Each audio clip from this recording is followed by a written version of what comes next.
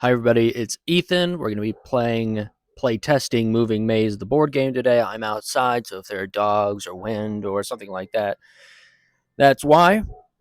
I'm sorry if that is an annoyance or makes it hard to hear. I don't think it will.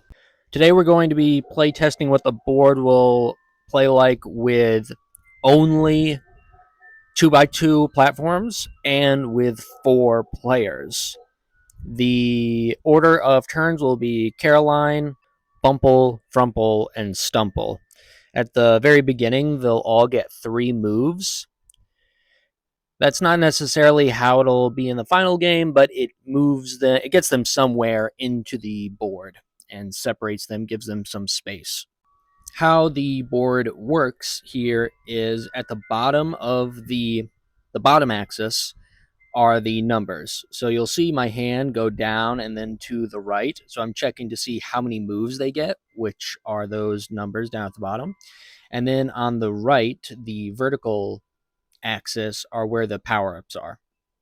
You'll be able to read the bottom right corner of the screen. It's a little hard because my handwriting is not so great. But there's a jump barrier power up. There's a +1 move space where you get an extra move. And then there is a spin an extra tile. So if you land on a purple and a green, then you can spin the whole board, or you can spin one of the 2x2 platforms. The white squares on the board are a different sort of power up. They are what I've been calling spin spots. So you land on one of the spin spots and you look down at the numbers, which have a little letter next to them.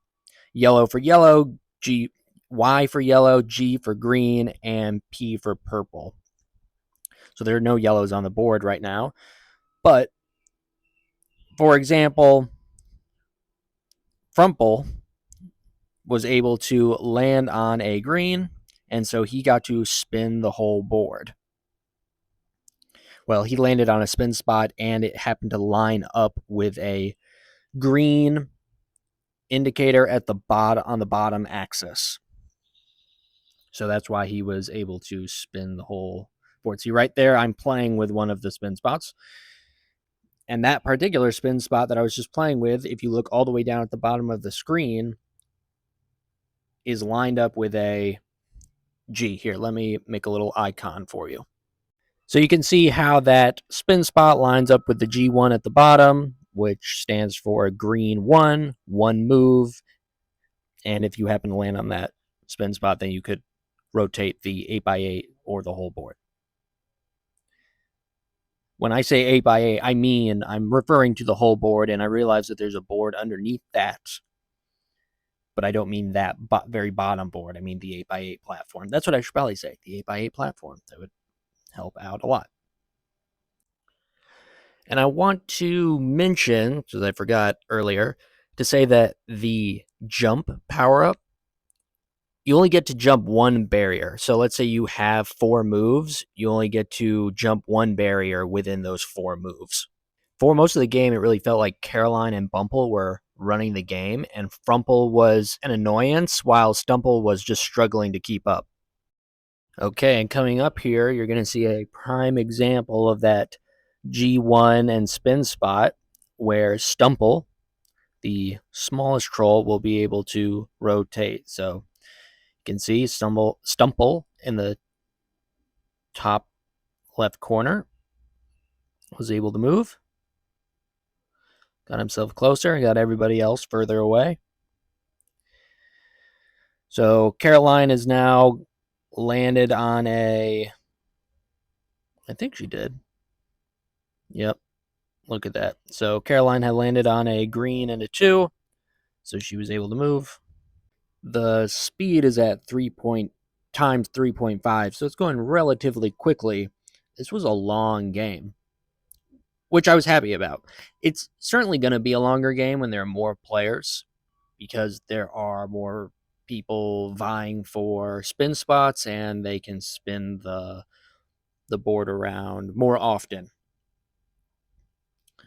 Usually a two-player game goes by a little quicker, but I was excited and happy that this had been going on for this long, because previously the games were very short, and I was pretty unhappy about the short lengths of the games.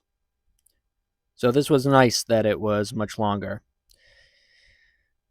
Okay, now you can see, I thought that they were racing to the finish before, but now you can certainly see the race to the finish. This is when I was getting tired, and I said, I'm not going to have the players spinning the board. I could probably do that all night.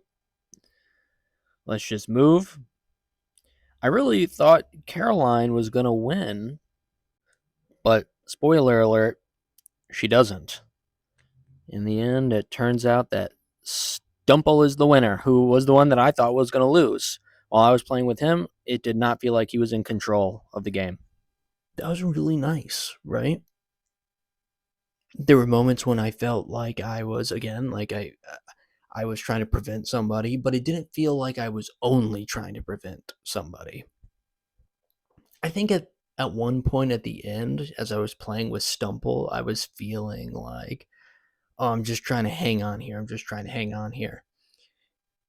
There were other characters where I was having a feeling of they felt like they were really controlling the ones controlling the game, and they were not hindering so much. They were moving the maze to get themselves to the finish. Did it feel like a maze? Did it feel like a maze? There were moments when it didn't feel like a maze, and there were moments when it did feel like a maze. At the end, it certainly felt like a maze. I was thinking, oh, wait, can I go here? No. Oh, geez. Oh, okay, I'm going to go here. Oh, no, I got stuck. What was the point of that playthrough? The point of that playthrough was to see what happens if we only have purple. I don't think I spun that many purples. I think I spun